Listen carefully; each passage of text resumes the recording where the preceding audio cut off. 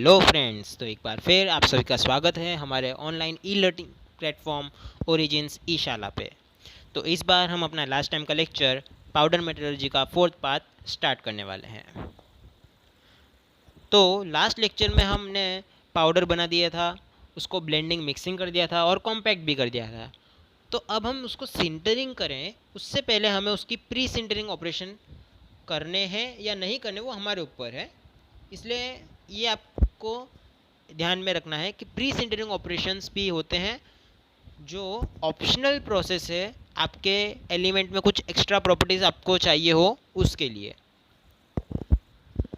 तो कभी कभी हम हमारे जो ब्रिकेट है यानी जो ग्रीन कॉम्पैक्ट है उसको डायरेक्टली सिंटर नहीं कर सकते। तो ऐसे केसेस में हमें उसके अंदर कुछ डायमेंशनल एक्यूरेसी और स्ट्रेंथ देनी पड़ती है सिंटरिंग करने से पहले, ताकि सिंटरिंग के दरमियान वो डिफॉर्म ना हो जाए या फिर उसका अंदर कुछ क्रैक या डिस्टॉर्शन ना आ जाए। तो ये प्रॉपर्टीज़ हमारे पार्ट के अंदर आ जाए यानी उसके अंदर डायमेंशनल स्टेबिलिटी और स्ट्रेंथ आ जाए, उसके लिए हम प्री सिंटरिंग ऑपरेशंस करते हैं। तो प्री सिंटरिंग में हम बेसिकली दो ही ज़्यादातर ऑपरेशंस का यूज़ करते हैं, वो है मशीनिंग ऑपरेशन और हीट ट्रीटमेंट ऑपरेशन। तो मशीनिंग ऑपरेशन में हम हमारे जो पाउडर मेटलर्जी का पार्ट है उसको घिस के या फिर उसको मशीन की मदद से काट कर एक्चुअल साइज़ तक ले आते हैं, अप्रॉक्सीमेटली उसके साइज़ के नज़दीक क्लोज टू साइज़ पर ले आते हैं, ताकि सिंटरिंग के टाइम पे हम उसको और एक्यूरेट साइज़ तक देख सकें। और रही बात हीट ट्रीटमेंट की, तो कभी हमें उसकी हार्डनेस बढ़ानी हो सकती है, स्ट्रेस रिलीव करना हो सकता है, तो ऐसे लिए हम हीट ट्रीटमेंट भी करते हैं। लेकिन यहाँ पे हम जो हीट ट्रीटमेंट के लिए टेम्परेचर यूज़ करते हैं वो टेम्परेचर कभी भी सिंटरिंग के टेम्परेचर से कम होता है, क्योंकि जितना स्मॉल मार्जिन हम यूज़ करेंगे टेम्परेचर रेंज का उतना हमारा डिफॉर्मेशन कम आएगा मेटल में। अब डिफॉर्मेशन कैसे आता है, क्योंकि ये कोई भी मेटल की बेस प्रॉपर्टी है कि उसके अंदर अगर आप टेम्परेचर दोगे तो वो एक्सपैंड होने की ट्राई करेगा और ठंडा होने पर वापस कॉन्ट्रैक्ट होगा। तो इस तरह से वो उसका जो शेप है वो बिगड़ जाता है वापस एक्सपैंड होकर कॉन्ट्रैक्ट होने के टाइम पे। तो ये जितना हमारे टेम्परेचर रेंज कम होगी उतना कम होगा, इसलिए सिंटरिंग के टाइम का जो इफेक्ट आएगा वो भी रिड्यूस हो जाएगा इसकी मदद से। इसलिए भी प्री सिंटरिंग ऑपरेशंस किए जाते हैं। और आपको याद हो तो ब्लेंडिंग के टाइम पे हमने कुछ वॉलेटाइजिंग एजेंट्स और लुब्रिकेंट्स ऐड किए थे। तो जो अननीडेड पार्ट है जैसे कि वॉलेटाइजिंग एजेंट्स और एक्सेस लुब्रिकेंट्स, वो इस प्रोसेस के टाइम वेपराइज होकर निकल जाते हैं। और अगर हमारे पार्ट को हमने प्री सिंटरिंग के टाइम पे मशीनिंग कर दी है तो सिंटरिंग के बाद हमें उसको वापस से मशीनिंग करने की ज़रूरत नहीं पड़ती। लेकिन एक बात का याद रखना है कि अगर हमारा प्रोडक्ट यानी हमारा जो मेटलर्जी का पार्ट है उसको मशीनिंग की कोई ज़रूरत है ही नहीं, तो प्री सिंटरिंग ऑपरेशन की भी कोई ज़रूरत नहीं पड़ती। क्योंकि कभी कभी ऐसे केस होते हैं कि डायरेक्टली हमें पाउडर मेटलर्जी की मदद से एकदम एक्यूरेट डायमेंशन से पार्ट डायरेक्टली मिल जाते हैं। वो सिर्फ तभी ऐसा होता है कि आपकी सिंपल ज्योमेट्री हो, लेकिन अगर एकदम कॉम्प्लेक्स ज्योमेट्री है, बहुत ही इंट्रिकेट शेप है, तब आपको ऐसा करना पड़ सकता है कि उसको प्री सिंटरिंग ऑपरेशंस की ज़रूरत पड़ जाती है। तो प्री सिंटरिंग का इतना ही था। अब हम सिंटरिंग पे जाते हैं, जो हमारी पिक्चर का मेन हीरो है। जीटीयू में या फिर कोई भी यूनिवर्सिटी में ये क्वेश्चन बार बार पूछा जाता है स्टूडेंट्स के लिए, मार्क्स हिटने के लिए बैठी चॉइस, या फिर बोलते हैं ना सामने से, तुम सिर्फ सिंटरिंग पढ़ के आओ, मार्क्स देना हमारा काम है। ऐसा कुछ सेटअप किया गया है यूनिवर्सिटीज़ में। कई बार पूछा जाता है कि सिंटरिंग प्रोसेस क्या है। तो हमारा जो ब्रिकेट है उसको सिंटर करना क्यों है ये हम जान लेते हैं कि हमारा जो फिनिश पार्ट हमने मिलेगा पाउडर मेटलर्जी का, उसके पास कुछ स्ट्रेंथ और हार्डनेस होनी चाहिए रिक्वायर्ड लेवल की। तो उस लेवल तक उसकी स्ट्रेंथ और हार्डनेस को इम्प्रूव करने के लिए हम सिंटरिंग प्रोसेस को करते हैं। तो सिंटरिंग में अब क्या करते हैं ये अब ध्यान दीजिए कि हमारा जो ब्रिकेट था कॉम्पैक्ट किया हुआ पार्ट, उसको हम फर्नेस के अंदर हीट करते हैं। फर्नेस कंटिन्यूस बैच टाइप या फिर ऑयल गैस फायर टाइप भी हो सकता है। लेकिन उसके फर्नेस में जो टेम्परेचर है वो उसके मेजर कंस्टिट्यूएंट के मेल्टिंग पॉइंट से कम होना चाहिए। या जैसे कि मैंने 80% आयरन लिया है तो आयरन का हाईएस्ट मेल्टिंग पॉइंट है 1539 डिग्री सेल्सियस। तो उतने हाई टेम्परेचर से कम रेंज में मेरा होना चाहिए ताकि मेरा पाउडर मेल्ट ना हो जाए, क्योंकि पाउडर मेल्ट हो गया तो वापस से मुझे वही प्रॉब्लम होगी कि मेरे पार्टिकल का शेप चेंज हो जाएगा।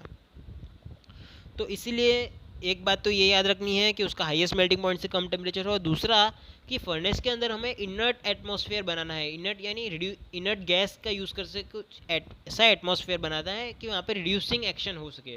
रिड्यूसिंग मैंने फ्लूइड मटेरियल्स में पहले भी आपको समझा दिया कि रिड्यूसिंग किसे कहते हैं, ऑक्सीडेशन किसे कहते हैं। तो इनर्ट गैस का यूज़ करने का यही कारण है कि जब हमारा मेटल हाई टेम्परेचर पे जाता है तब किसी भी मेटल की ये प्रॉपर्टी है, उसकी बोलते हैं ना ख़राब आदत है, जैसे बच्चों में ख़राब आदतें होती है कि वो ऑक्सीजन के साथ रिएक्शन करने लगता है हाई टेम्परेचर पे और ऑक्सीडेशन की एक पतली सी परत उसके ऊपर चढ़ जाती है। तो हमारे पाउडर के साथ ऐसा ना हो इसलिए हम एक रिड्यूसिंग एटमॉस्फेयर वहाँ पे बनाते हैं कि जिससे ऑक्सीजन के साथ वो रिएक्शन नहीं कर सके। और अगर आपको क्यूरियोसिटी हो रही हो कि हम कैसे इन एजेंट्स को यूज़ करते हैं, तो मैंने यहाँ पे कुछ एग्जांपल्स बताए हैं कि हाइड्रोजन का यूज़ करते हैं हम टंगस्टन और टंगस्टन कार्बाइड के लिए। आयरन कार्बन एलॉयज़ के लिए हम डिसोशिएटेड एमोनिया गैस का यूज़ करते हैं। और ब्रास और ब्रोंज जैसे पार्ट्स के लिए हम कोल गैस का पार्शियली बर्न पोर्शन यूज़ करते हैं। अब ये तो हमने केमिकल प्रोसेस रिलेटेड बात कर ली सिंटरिंग की, लेकिन टेक्निकली हम सिंटरिंग में क्या करते हैं ये अब थोड़ा सा समझते हैं कि सिंटरिंग में हम ये सब जो हीटिंग कर रहे हैं, एजेंट दे रहे हैं, क्यों कर रहे हैं, इनका मेन एक ही कारण एम है कि हमारे जो सॉलिड पार्टिकल्स हैं उन्हें हमें थर्मल डिफ्यूजन की मदद से बॉन्डिंग करनी है, यानी वो सारे पार्टिकल्स एक दूसरे से अच्छे से मजबूत तरीके से चिपक जाने चाहिए। तो उसके लिए आप ये फिगर देखिए। तो यहाँ पे आप देख सकते हैं कि ये 4 हमारे पार्टिकल्स हैं स्टार्टिंग कंडीशन में कॉम्पैक्ट करने के बाद। तो कॉम्पैक्शन हो गया है, अब मैं उसे सिंटरिंग कर रहा हूँ। तो यहाँ पे आप ये देख सकते हैं कि यहाँ पे धीरे धीरे इनके बीच का गैप कम हो गया और यहाँ पे ये जॉइंट होना स्टार्ट हो गए। तो इसे हम 3 स्टेज में डिवाइड करते हैं इस प्रोसेस को। सबसे पहले आता है नेक फॉर्मेशन, कि जहाँ पे उनके कॉन्टैक्ट हैं उस पोर्शन में वो पार्ट्स यानी पाउडर पार्टिकल्स एक दूसरे में चिपकना स्टार्ट हो जाएंगे, यानी मर्ज होना स्टार्ट हो जाएंगे डिफ्यूजन की मदद से। तो ये नेक फॉर्मेशन जो है धीरे धीरे इसका एरिया इंक्रीज होगा और ये नेक बढ़ती जाएगी और इनके बीच का ये जो पोर्शन है जहाँ पे गैप है वो रिड्यूस होने लगेगा और फाइनली हमारा जो गैप था वो सर्कुलर फॉर्म में रह जाएगा, पोर राउंडिंग जिसे हम कहते हैं।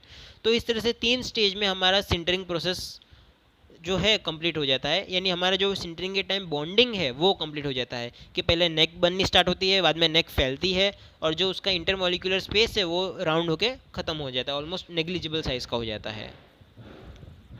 और सिंटरिंग को हम 2 तरीके से 2 मेजर ग्रुप्स में क्लासिफाई करते हैं। पहला है सॉलिड फेज सिंटरिंग, दूसरा है लिक्विड फेज सिंटरिंग। चलिए अब हम इन्हें एक एक करके समझते हैं।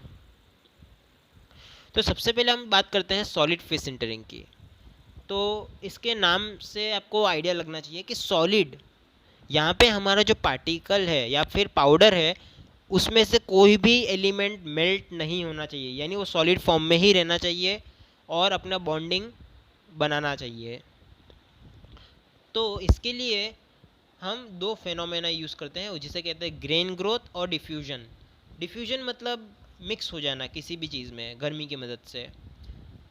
तो यहाँ पर मैं आपको एक स्कीमेटिक डायग्राम बता रहा हूँ कि स्टार्टिंग में हमने लूज़ पाउडर लिया, उसके अंदर ब्लेंडिंग एजेंट जो भी थे ऐड कर दिया, उसको कॉम्पैक्ट कर दिया इनिशियल स्टेज में, स्टेज 2 में। और थर्ड स्टेज में जब हमने सिंटरिंग स्टार्ट की तो सारे पाउडर जहाँ पे कांटेक्ट थे वहाँ पे धीरे धीरे चिपकने लगे।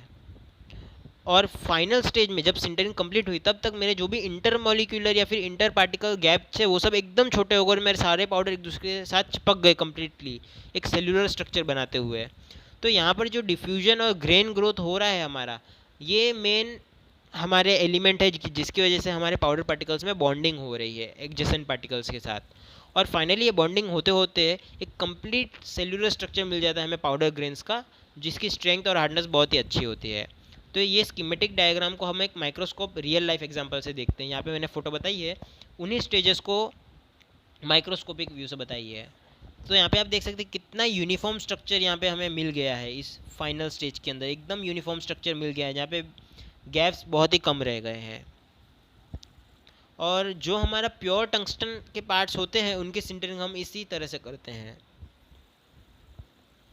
सॉलिड फेज सिंटरिंग के बाद अब हम बात करते हैं लिक्विड फेज सिंटरिंग की।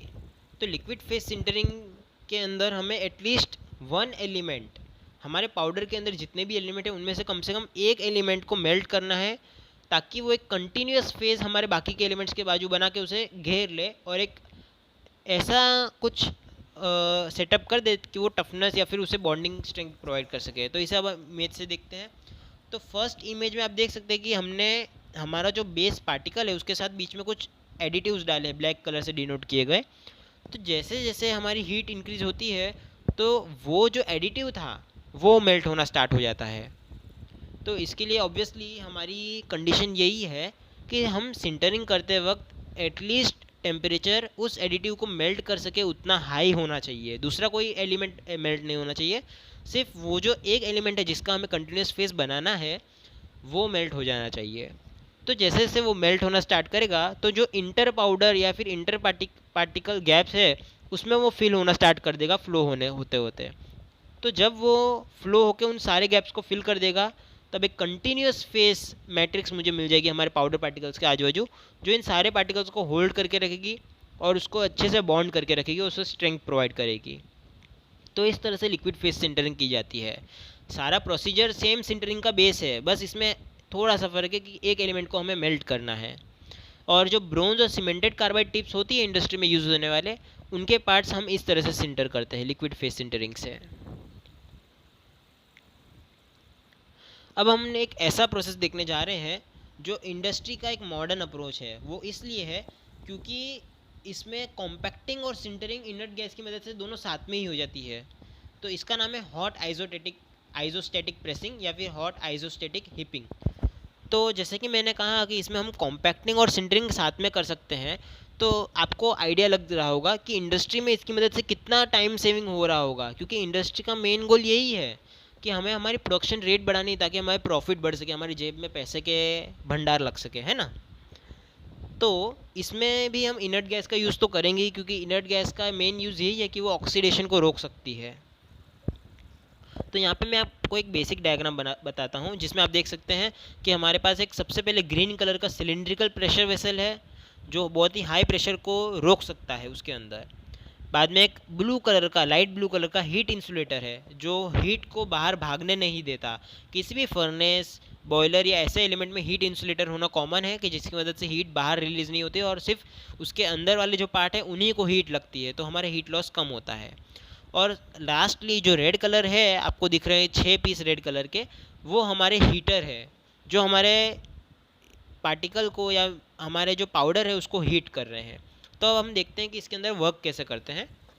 तो सबसे पहले इस क्लोज प्रेशर चेम्बर के अंदर या फिर इस क्लोज प्रेशर वेसल के अंदर हम अपने पाउडर को फिल कर देते हैं हीटर्स के बीच में, और एक इनर्ट गैस को गैस इनलेट से पास करते हैं। ज़्यादातर हम इनर्ट गैस के तौर पे आर्गन को यूज़ कर सकते हैं। और एक बात का ध्यान रखना है कि हमारे इनर्ट गैस का प्रेशर इतना होना चाहिए कि उस पाउडर को कॉम्पैक्ट कर सके। यहाँ पे आपने ध्यान दिया होगा कि हमारे जो ऑरेंज कलर का पार्टिकल उसके हर तरफ एरो ही एरो बने हुए छोटे छोटे छोटे, तो वो ये डिनोट कर रहा है कि उसके हर साइड में यूनिफॉर्मली प्रेशर लग रहा है गैस की वजह से। तो ये गैस उस पर प्रेशर लगा रही है, उस प्रेशर की वजह से हमारा कॉम्पैक्टिंग का काम हो रहा है।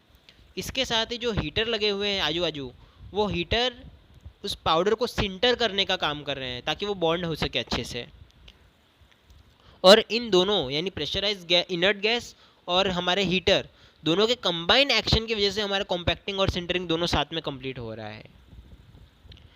इस प्रोसेस की एक ही खामी है कि इसके जो पार्ट बनते हैं उनकी पोरोसिटी बहुत कम होती है। यानी अगर हमें पाउडर मेटलर्जी के पोरस पार्ट बनाने हैं तो उसके लिए सूटेबल नहीं है। लेकिन हाँ, इसका ऑपोजिट देखिए कि अगर आपको हाई डेंसिटी वाले पार्ट बनाने हैं तो उसके लिए बहुत अच्छी है, क्योंकि पोर्स रिड्यूस हो जाएंगे आपके पार्ट के अंदर। इसीलिए इंडस्ट्री के अंदर जो सीमेंटेड कार्बाइड के पार्ट होते हैं उनको आजकल प्रोडक्शन टाइम बढ़ाने के लिए, स्पीड बढ़ाने के लिए इस प्रोसेस से बनाया जाता है। चलिए, हमने सिंटरिंग देख लिया है और उसका एक मॉडर्न अप्रोच भी देख लिया है। तो अब हम उसका नेक्स्ट स्टेप पे जाते हैं, पाउडर मेट्रोलॉजी का फाइनल स्टेप जिसे हम कहते हैं पोस्ट सिंटरिंग ऑपरेशंस। तो कभी भी हमारे जो पार्ट बनते हैं उनके अंदर हमें सारे प्रोड्यूसर्स की इच्छा होती है कि कोई एक स्पेसिफिक या फिर लेवल फिक्स किया होता है उन लोगों ने कि इतनी फिनिश, इतनी एक्यूरेसी चाहिए हमें या फिर ऐसा मेटल स्ट्रक्चर चाहिए हमारे पार्ट के अंदर। तो ये सारी जो प्रॉपर्टीज़ है वो डायरेक्टली नहीं मिल पाती। तो इन्हें पाने के लिए हम इन ऑपरेशंस को यूज़ करते हैं, पोस्ट सिंटरिंग ऑपरेशन जिन्हें हम कहते हैं, कि जिससे हमारे रिक्वायर्ड जो भी एक्स्ट्रा प्रॉपर्टीज़ है कि उसकी फिनिशिंग बढ़ानी है या फिर मेटल स्ट्रक्चर चेंज करना है, उसका डायमेंशनल एक्यूरेसी बढ़ानी है, तो ये सब काम हम पोस्ट सिंटरिंग ऑपरेशन से करते हैं। लेकिन प्री सिंटरिंग ऑपरेशन की तरह ही इसके अंदर भी कोई एक ऑपरेशन नहीं है जिसका नाम पोस्ट सिंटरिंग ऑपरेशन है, ये एक ग्रुप है पूरा के अलग अलग बहुत सारे ऑपरेशन है जो हम सिंटरिंग के बाद करते हैं, उन सब का ग्रुप है जिनको हमने कॉमन नाम दे दिया है पोस्ट सिंटरिंग ऑपरेशन। तो इसके अंदर जो मेजर एप्लीकेशंस या फिर मेजर ऑपरेशंस कैरी आउट किए जाते हैं उनका मैंने यहाँ पे लिस्ट बताया है, जिसमें साइजिंग है कि अगर आपके डायमेंशन चेंज हो गए हो सिंटरिंग के टाइम तो आप उससे डायमेंशन को सही कर सकते हैं घिस घिस के पार्ट को, या और सेकंड है कॉइनिंग। कॉइनिंग में अगर आपको सिंटर प्रोडक्ट के अंदर डेंसिटी बढ़ानी है या फिर पोरोसिटी रिड्यूस करनी है तो आप उसे वापस प्रेसिंग एक्शन से कॉम्पैक्ट करते हैं ताकि उसके वॉइड्स रिड्यूस हो जाएँ। बाद में आता है मशीनिंग, यानी आप उसे काट सकते हैं या फिर उसका शेप चेंज करना हो तो मशीन की मदद से उसे काट काट के घिस घिस के कर सकते हैं। बाद में प्लेटिंग और कोटिंग, यानी आपके पार्ट के ऊपर आपको कोई स्पेशल दूसरे मटेरियल की कोटिंग चढ़ानी हो तो वो। बाद में हीट ट्रीटमेंट से उसका मेटल स्ट्रक्चर चेंज कर सकते हैं, उसकी हार्डनेस, टफनेस, स्ट्रेस रिलीफ कर सकते हैं। जॉइनिंग इसलिए करते हैं कि कभी कभी ऐसा होता है कि पाउडर मेटलर्जी में हमारा कॉम्प्लेक्स ज्योमेट्री वाला पार्ट हम एक ही बार में नहीं बना पाते, तो हम उसे दो भाग में डिस्ट्रीब्यूट कर देते हैं और पार्ट के सिंटर हो जाने के बाद हम उन्हें जॉइंट कर देते हैं। तो उसके लिए हम सोल्डरिंग यूज़ कर सकते हैं, ब्रेजिंग यूज़ कर सकते हैं, वेल्डिंग यूज़ कर सकते हैं। वेल्डिंग में सिर्फ TIG वेल्डिंग का यूज़ कर सकते हैं, बाकी ज़्यादातर ब्रेजिंग यूज़ की जाती है जॉइनिंग प्रोसेस के लिए। और रही बात लास्ट के दो प्रोसेस, उन्हें मैंने स्पेशल रेड कलर से किया है, वो इसीलिए कि जो स्टार्टिंग के 6 प्रोसेस मैंने समझा है वो बहुत ही कॉमन प्रोसेस है जो आप स्पेशली अलग से टॉपिक में पढ़ सकते हैं।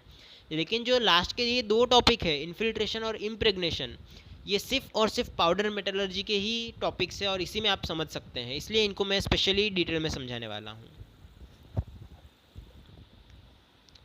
तो सबसे पहले हम बात करते हैं इन्फिल्ट्रेशन की।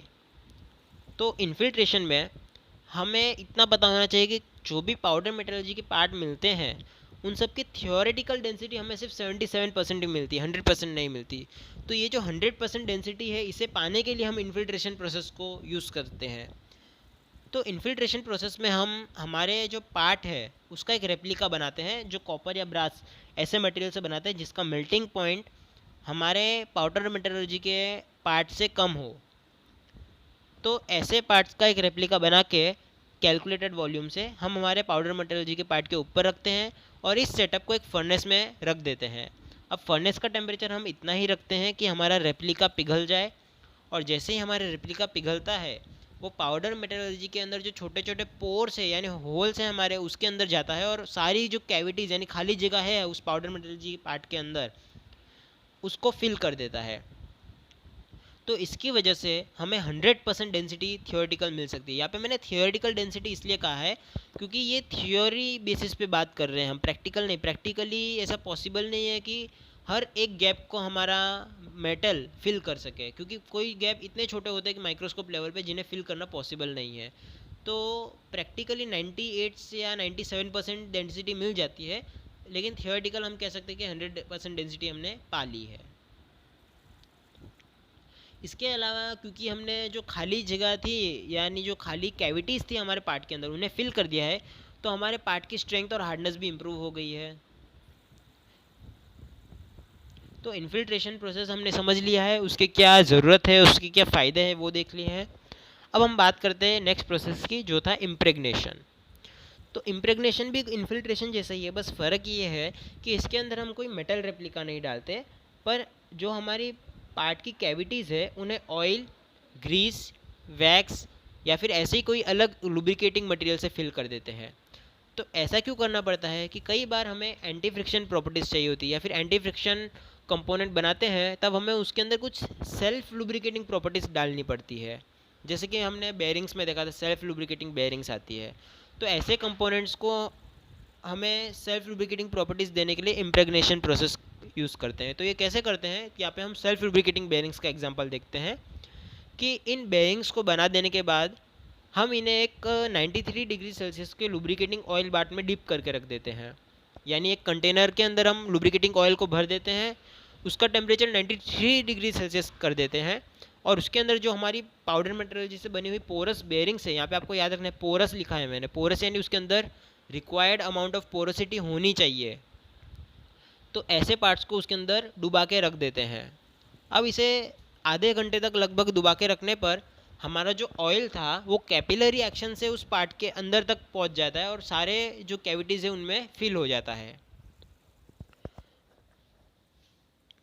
और कभी कभी ऑयल के अलावा हम लो मेल्टिंग पॉइंट मटेरियल जैसे कि टिन और लीड बेबिट, ये बेरिंग मटेरियल है, हाँ, टिन और लीड बेबिट्स, वाइट मेटल, ये सब स्पेशल बेरिंग के लिए बनाने वाले मटेरियल है जिनकी नेचुरल फ्रिक्शन बहुत कम आता है। तो ऐसे मटेरियल्स को भी हम इम्प्रेगनेट कर सकते हैं हमारे बेरिंग के अंदर, ताकि जिससे हमें एक नॉन फेरस मटेरियल की स्पॉन्जी मैट्रिक्स मिल जाए जो बेरिंग प्रॉपर्टीज़ को और भी ज़्यादा इम्प्रूव कर देती है।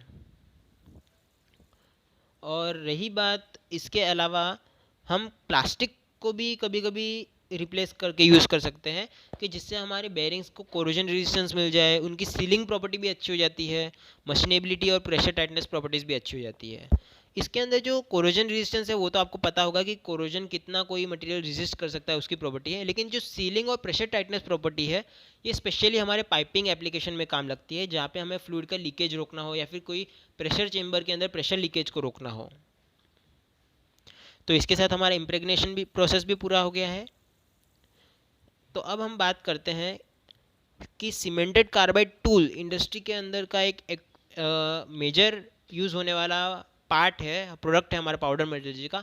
उसको बनाते कैसे हैं उसका हम एक flow chart step by step देख के समझते हैं। तो सबसे पहले आपको ये पता होना चाहिए कि सीमेंटेड कार्बाइड टूल जो है वो 3 मटेरियल्स से बन सकते हैं, टंगस्टन से, टाइटेनियम से और टेंटेलम से। तो सबसे पहले हम टंगस्टन की बात करते हैं। तो स्टार्टिंग में मेरे पास टंगस्टन ऑक्साइड है जिसके अंदर 94 पार्ट्स ऑफ टंगस्टन है और 6% कार्बाइड में ऐड करूँगा।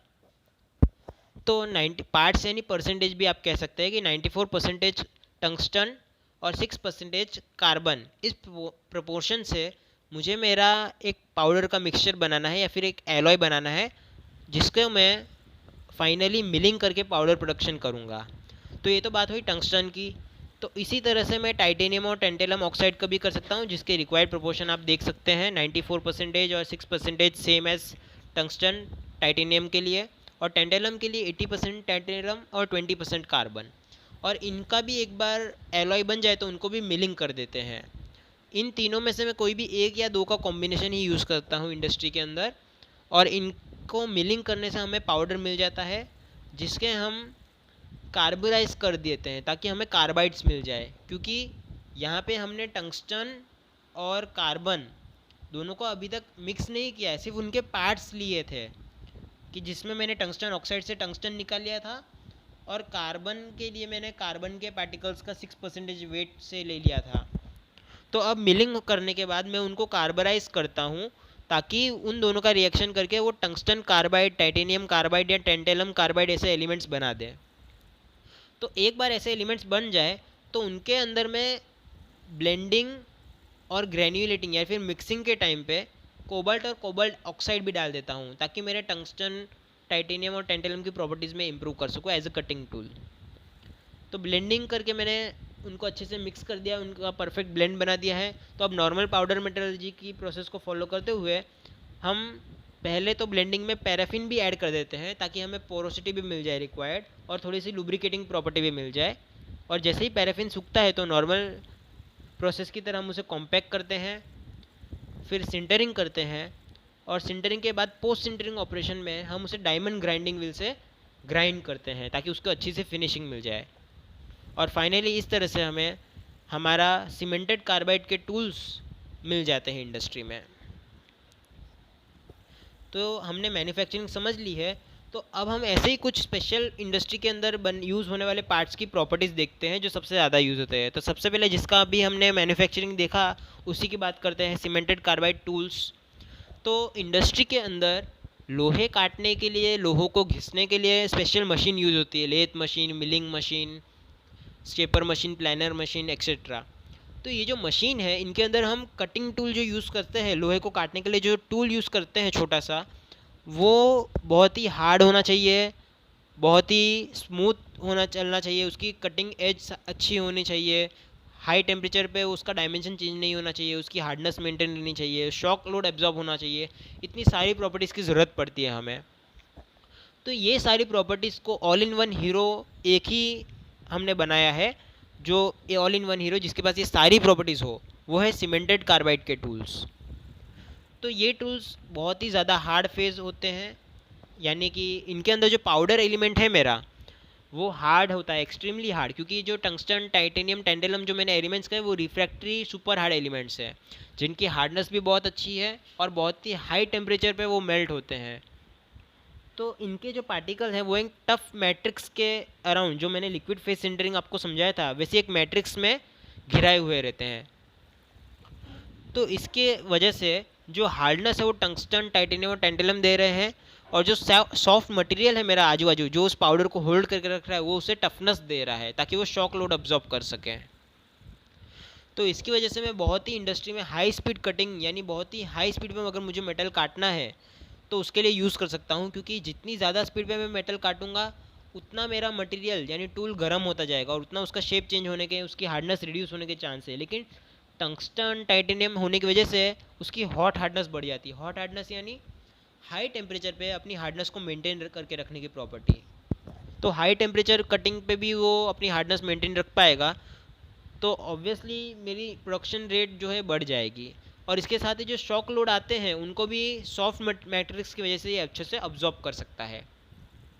लेकिन एक बात का आपको ध्यान रखना है कि पूरे का पूरा टूल कभी भी हम पाउडर मेटलर्जी से इस तरीके से नहीं बनाते, क्योंकि वो इकोनॉमिकल भी नहीं होगा और उसका ब्रिटलनेस भी बढ़ जाएगी, क्योंकि जितना बड़ा टूल मैं बनाने जाऊंगा उतना उसकी हार्डनेस के साथ साथ ब्रिटलनेस भी बढ़ती है। ये आपको याद रखना है कि कभी भी अगर मैं हार्डनेस बढ़ाने जाऊँ, सिर्फ हार्डनेस, तो मेरा मटेरियल की उसके सामने डक्टिलिटी, टफनेस ये सब रिड्यूस हो जाती है और वो ब्रिटल भी बनता जाता है। तो आपने कभी चौक देखी हो, तो चौक हार्ड तो होती है लेकिन उसको ज़रा सा भी शॉक लगे तो टूट जाती है, तो वो ब्रिटल बताती है। ये ब्रिटल प्रॉपर्टी है। तो ऐसी प्रॉपर्टी मुझे नहीं चाहिए, इसलिए मैं क्या करता हूँ, पूरे टूल को इस तरह से बनाऊँ, उसके अलावा कुछ काजू कतली जैसे शेप में, इंडक्सिबल इंसर्ट टिप्स कहते हैं, वैसे काजू कतली शेप की वो बना देता हूँ, और इतने छोटे छोटे काजू कतलियों को मैं मेरे टूल होल्डर पे लगा देता हूँ। Tool holder normal market available material में मैं यूज़ कर सकता हूँ, कि ऐसे मटेरियल्स को टूल शैंक भी कहा जाता है, कि शैंक जहाँ पे मेरा टूल पोस्ट के अंदर उस टूल को पकड़ के रखती है, सिर्फ उतना ही मटेरियल मेरा मार्केट से अवेलेबल होगा, और उसके ऊपर एक स्लॉट दिया होगा, उस स्लॉट में मैं अपने इंसर्ट को फिट कर दूंगा और उसी इंसर्ट वाले पोर्शन से मैं अपने मटेरियल को कट करूंगा। तो इस तरह से सीमेंटेड कार्बाइड टूल्स इंडस्ट्री में यूज़ होते हैं और ये उनकी प्रॉपर्टीज़ हैं। अब हम बात करते हैं सेल्फ लुब्रिकेटिंग बेयरिंग्स की। तो आपको पहले तो ये पता होना चाहिए कि बेयरिंग्स किन्हें कहते हैं। तो कई बार आपने देखा होगा कि शाफ्ट बहुत ही हाई स्पीड पे रोटेट होती है, तो उसके दोनों एंड्स पर कुछ चढ़ाया होता है कि जिसके अंदर वो रोटेट हो रही है, यानी ऐसे दो उसके ऊपर कवर लगाए होते हैं कि जिसके अंदर शाफ्ट रोटेट हो रही है और शाफ्ट को सपोर्ट कर रहे हैं वहाँ पे। इसके साथ साथ वहाँ पर फ्रिक्शन भी कम होना चाहिए, तो इसलिए हम बेयरिंग्स लगाते हैं वहाँ पे, कि वो शाफ्ट को सपोर्ट भी करती है और वहाँ पे फ्रिक्शन भी कम कर देती है। तो सेल्फ लुब्रिकेटिंग बेयरिंग्स जो है उन्हें हम लुब्रिकेंट से इम्प्रेगनेट करते हैं, जैसे मैंने आपको इम्प्रेगनेशन प्रोसेस में अभी समझाया। तो इसमें होता क्या है, इनकी ऐसी क्या खास प्रॉपर्टी है जिसकी वजह से इंडस्ट्री में इनकी इतनी डिमांड है। तो जैसे कि मैंने कहा कि इनके अंदर हमने लुब्रिकेंट इम्प्रेगनेट करके रखा हुआ है, यानी इनके अंदर लुब्रिकेंट भर के रखा हुआ है। तो जो स्टार्टिंग कंडीशन होगी हमारी, तब ऑब्वियसली हमने, क्योंकि हमारे पार्ट को डीप करके रखा था ऑयल में, तो उसके सरफेस पे एक पतली सी ऑयल की कोटिंग बन जाती है, फिल्म बन जाती है। तो वो जो फिल्म है वो हमें स्टार्टिंग में लुब्रिकेशन दे देती है थोड़ा बहुत, तो जिससे हमारी शाफ्ट जब रोटेट होती है शाफ्ट, तो उसको रोटेशन में स्टार्ट होने में फ्रिक्शन रिड्यूस कर देता है। लेकिन जैसे जैसे मेरे शाफ्ट की रोटेशन की स्पीड बढ़ती है, तब वहाँ पे उतनी ज़्यादा हीट जनरेट होती है। अब हीट जनरेट होने की वजह से मेरा ऑयल जो है उसकी विस्कोसिटी छोड़ने लगता है। विस्कोसिटी इंडेक्स यहाँ पे पिक्चर में आता है, जो मैंने फ्लूइड मटेरियल्स में आपको समझाया था, कि जैसे जैसे मेरा टेम्परेचर बढ़ेगा ऑयल की विस्कोसिटी कम होगी और वो फ्लो इजीली हो पाएगा। तो इसकी वजह से जो मेरे पार्ट के अंदर छोटे छोटे होल्स हैं उनके अंदर से ऑयल बाहर आना स्टार्ट हो जाएगा, और मेरे बाहर जो ऑयल की फिल्म थी उसको और भी झाड़ा कर देगा, यानी उसकी फिल्म की थिकनेस को इम्प्रूव कर देगा। तो ये जो थिकनेस बड़ी है इसकी वजह से मुझे हाई स्पीड पे जो लुब्रिकेशन मिलना चाहिए वो ऑटोमेटिक मिल जाता है। और जैसे ही मेरी शाफ्ट कम होती है, यानी शाफ्ट की स्पीड कम होती है या फिर वो रुक जाती है, तो वापस से मेरी बेरिंग्स ठंडी हो जाती है और ऑयल स्पंज जैसे पानी को ऑब्जर्व करता है, उसी तरह से मेरी बेरिंग्स ऑयल को ऑब्जर्व कर लेती है और कैपिलरिटी एक्शन की वजह से, और वापस ऑयल अपनी कैविटीज़ को या फिर जो पोर्स हैं उनको फिल कर देता है। तो इस तरह से ये प्रोसेस वापस रिपीट होता रहता है और हमें जो नॉर्मल बेयरिंग्स है उनके कंपैरिजन में इनके मेंटेनेंस और रिपेयर कम लगता है, क्योंकि ये अपने आप को खुद ही लुब्रिकेट करते रहती है, तो फेलियर के चांस कम हो जाते हैं और इसीलिए इंडस्ट्री में इनकी डिमांड बहुत ही ज़्यादा है नॉर्मल बेयरिंग्स के कंपैरिजन में। तो आज के लेक्चर के लिए इतना ही। इस लेक्चर को कंटिन्यू करने के लिए हमारे चैनल ओरिजिन्स ई शाला पे सब्सक्राइब करें।